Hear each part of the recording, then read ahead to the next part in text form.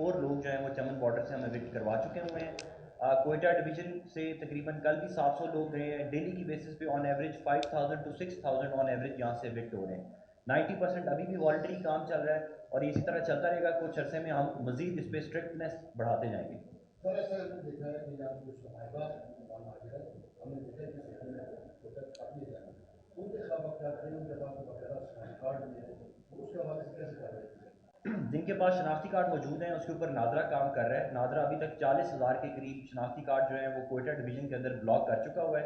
उनके ऊपर तफ्तीश जारी है। उसके ऊपर एक प्रोसीजर है जिसमें एक डिस्ट्रिक्ट लेवल पे कमेटी बनती है जो उसको एग्जामिन करती है।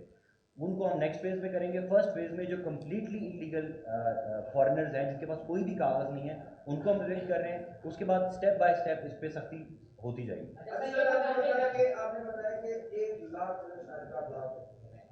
ठीक है, लोग आएंगे अपने दस्तावेज़ात लाएंगे, एक अलग मामला है। मगर इसमें बड़े पैमाने पर जो अफसरान हैं वो भी बड़े हैं। मगर आप हुकूमत की जानिब से अब तक वो नाम सामने नहीं आया है, ना ही उनकी तरफ कोई इंक्वायरी कंडक्ट हुई है कि कौन कौन मतलब इसकी क्या क्या सजा थी, क्या किया है, किस तरह कार्रवाई की, क्या समझते हैं कि कितनी तादाद हो सकती है? जी लास्ट क्वेश्चन प्लीज।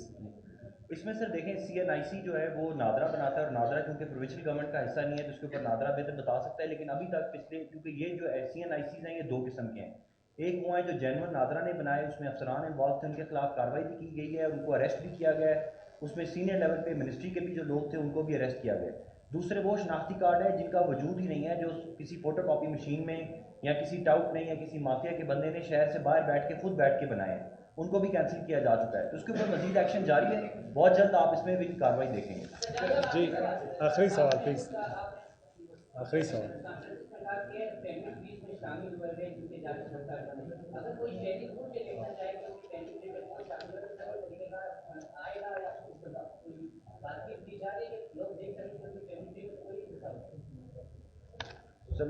सर उसके ऊपर एक नेशनल नंबर जो है वो दे दिया गया है। उसका वो नंबर है 7000। उसके ऊपर आप किसी भी अफगान नेशनल का नंबर भेजें, उसकी भी वैलिडिटी चेक हो जाएगी।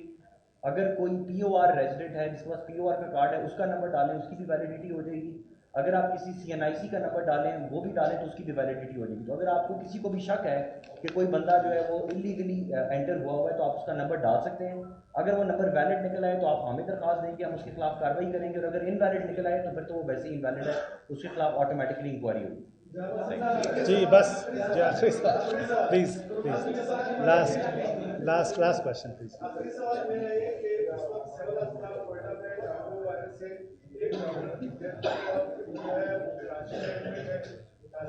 ज़्यादा है, सरकार में 50 के करीब जो है रिजल्ट आना बाकी है।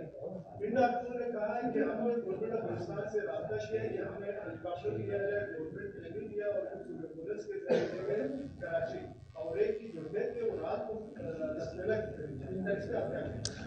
देखिए CM साहब ने उसका नोटिस लिया है कि जो सूरत हाल है अभी इमरजेंसी नाफिज हो गई है और जो भी उनको फैसिलिटेशन चाहिए वो बलुचिस्तान गवर्नमेंट का चाहे हेलीकॉप्टर है या जहाज़ है वो अवेलेबल है। ये एक सीरियस इशू है और ये हमारी जिम्मेदारी है कि हम इस मसले को जो है फ़ौरन इस पर काबू पा सकें।